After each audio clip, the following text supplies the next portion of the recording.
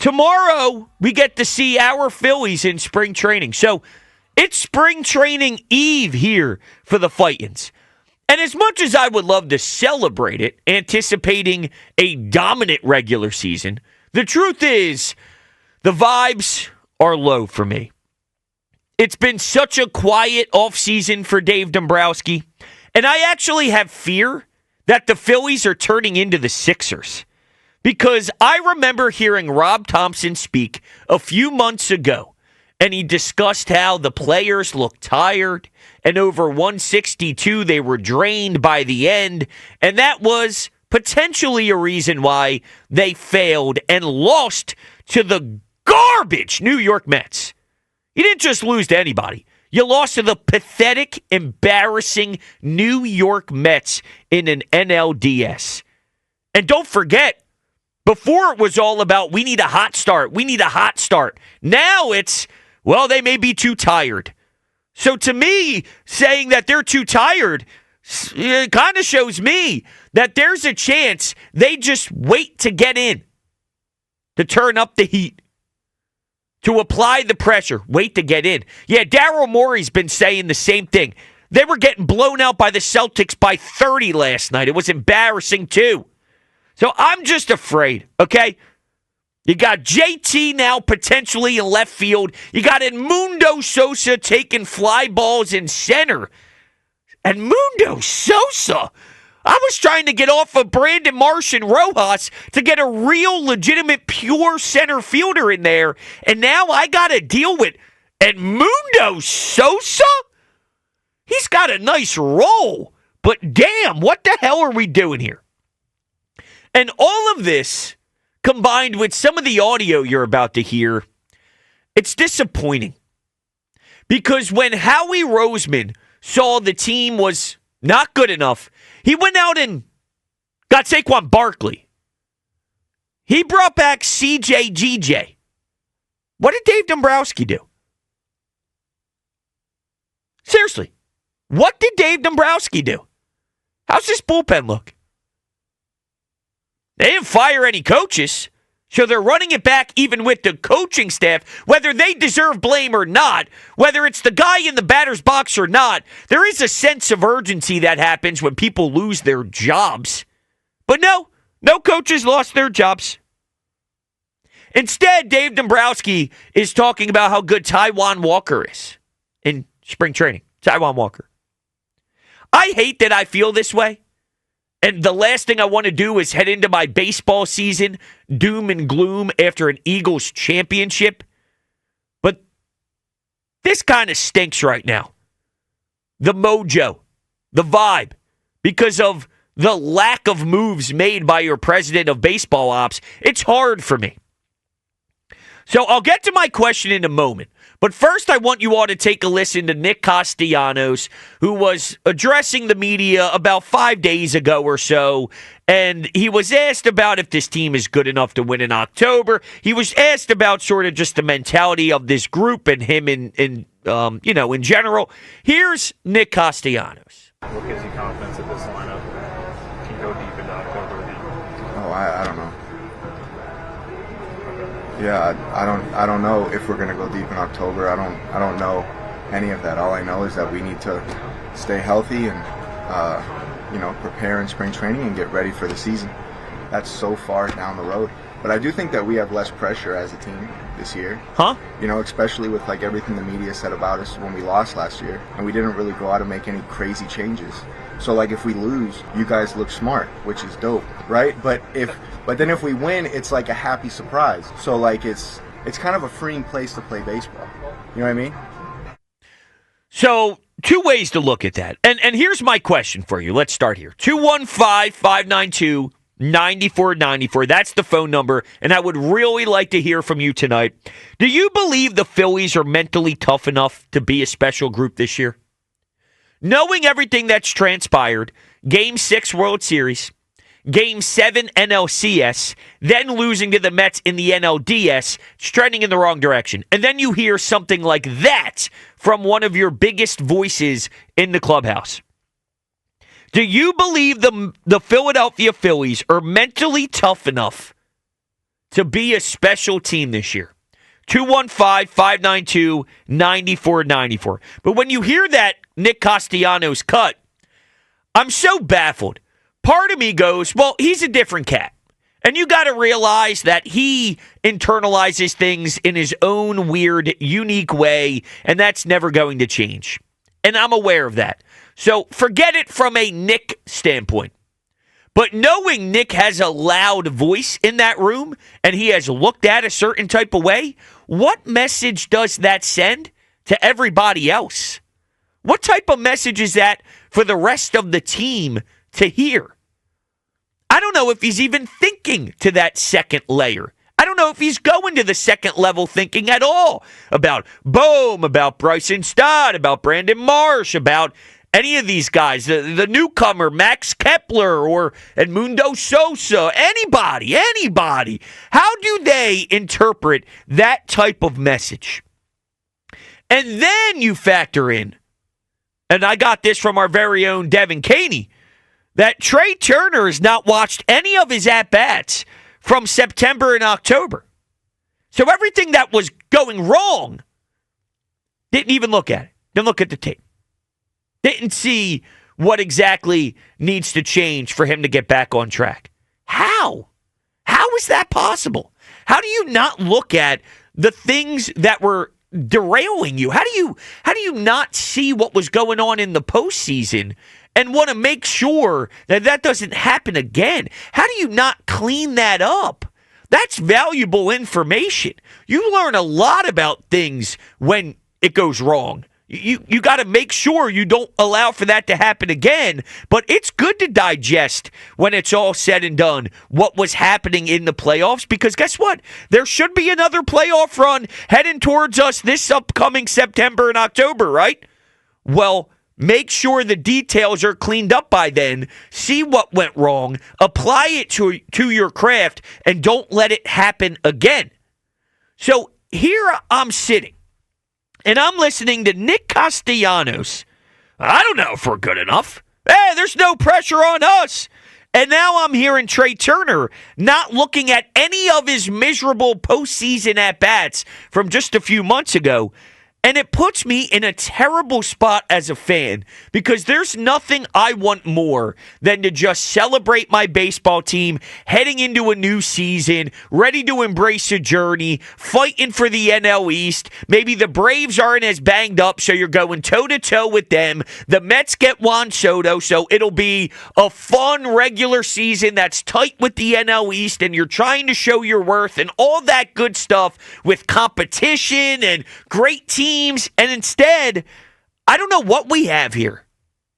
I don't think the president has set a good tone. I don't think they made enough moves. I don't think they changed the personality of this team enough. So where do they go from here? Can they internalize opinions like my own and then take it to the field to prove us wrong? Sort of like the Eagles. Weeks 1 through 4, miserable. What did they do? They proved everybody wrong. Does this clubhouse relate to that locker room? And I didn't think the Eagles had it in them, and they did.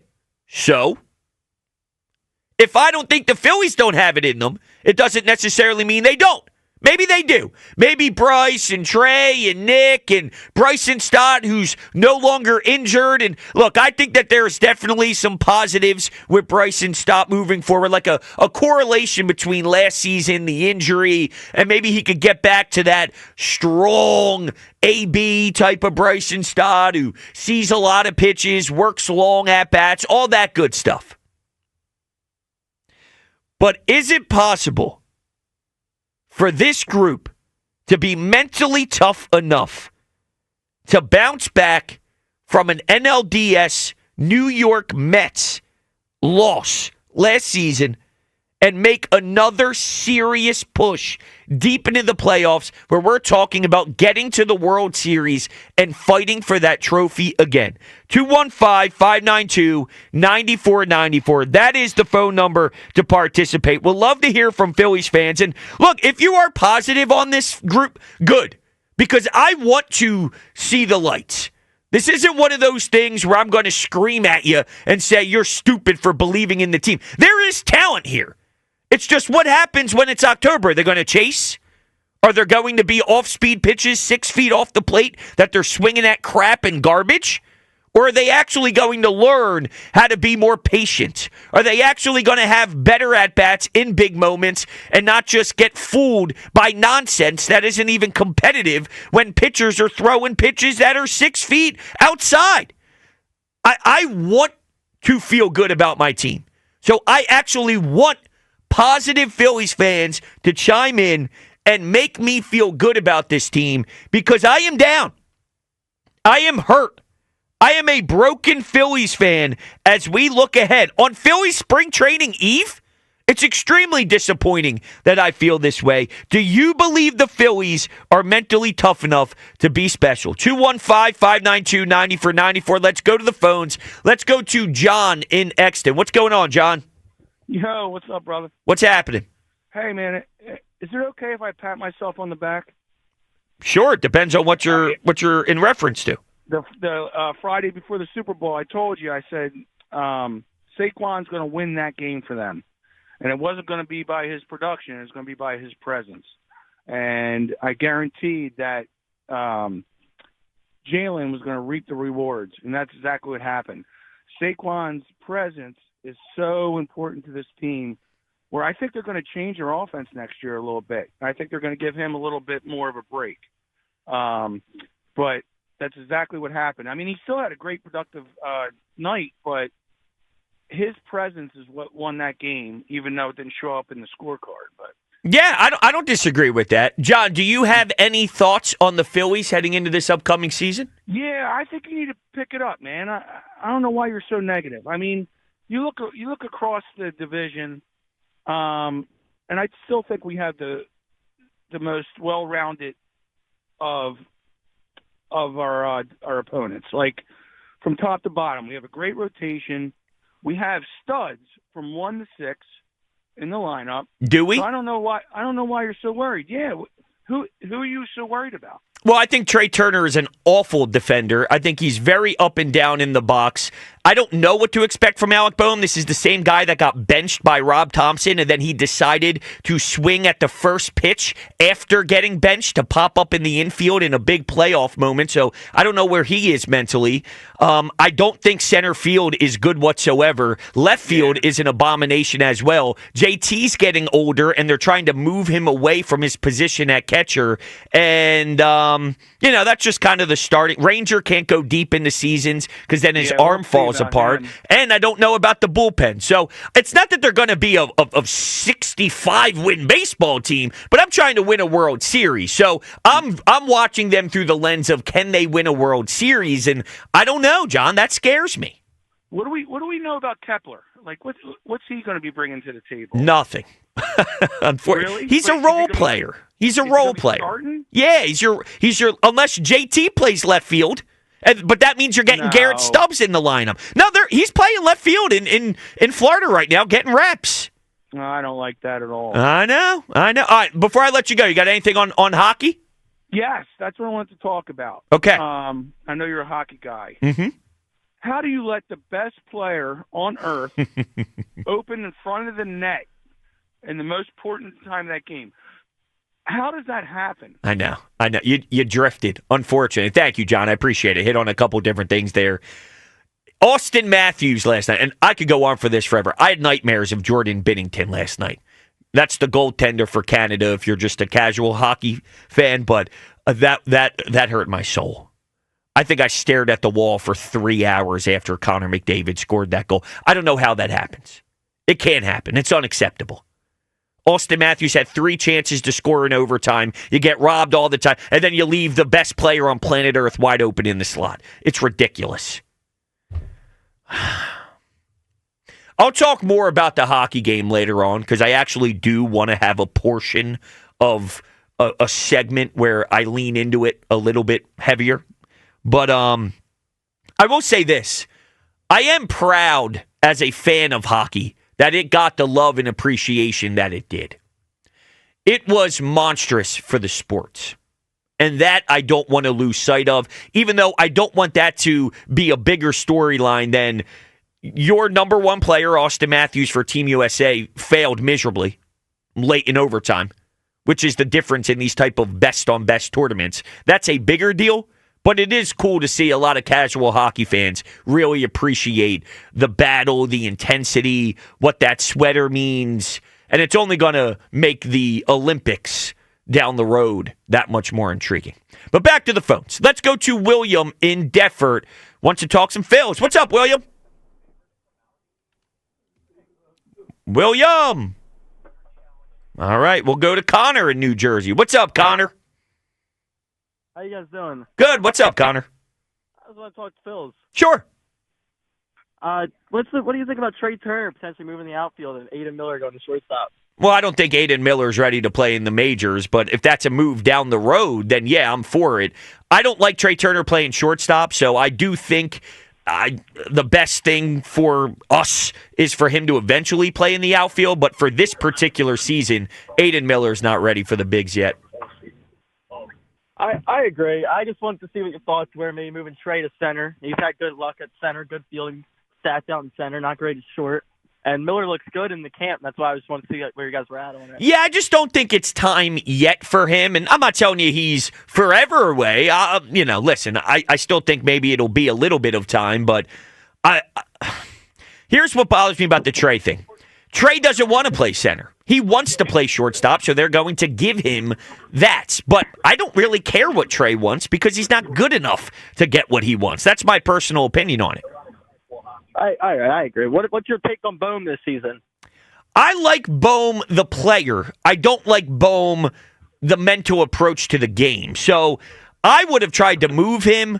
I think he's going to hit doubles. He's going to give you some RBI throughout the regular season. But my question is, what happens when he spirals? Because he has spiraled now 2 times so far here in Philly, and it gets ugly when he does. But he is an important bat, and he improved tremendously at third base. So I think he's a good player. I think he's very weak upstairs in the game. And in baseball, you need to have your brain, you know?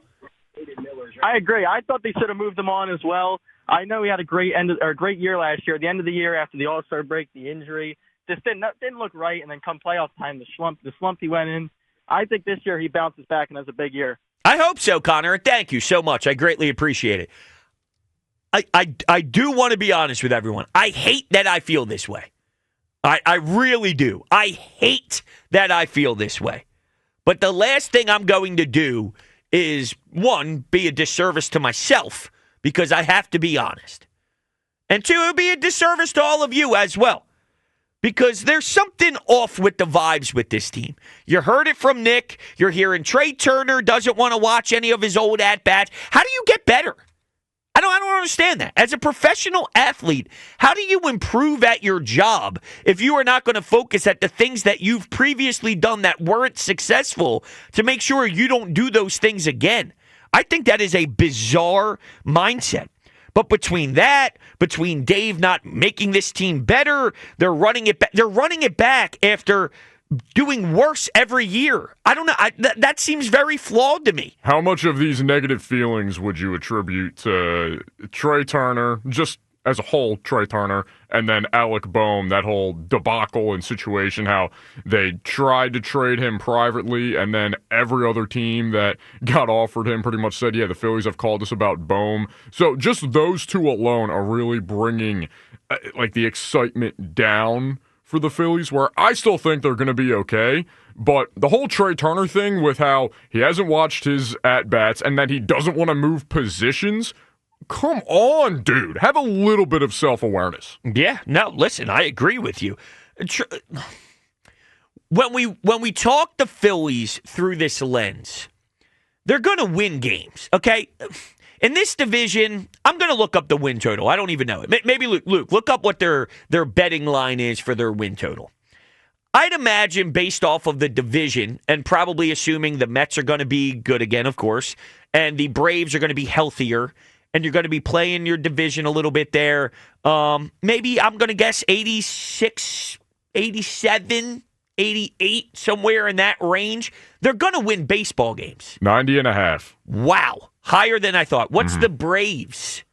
Let me Yeah, see. I want to know the Braves and the Mets. Braves are 93.5. Okay. And the Mets are 91.5. See, there's All no right there. way you're going to have 3 90-win teams in this division. No chance. Not happening. So one of those teams is going to do better and push.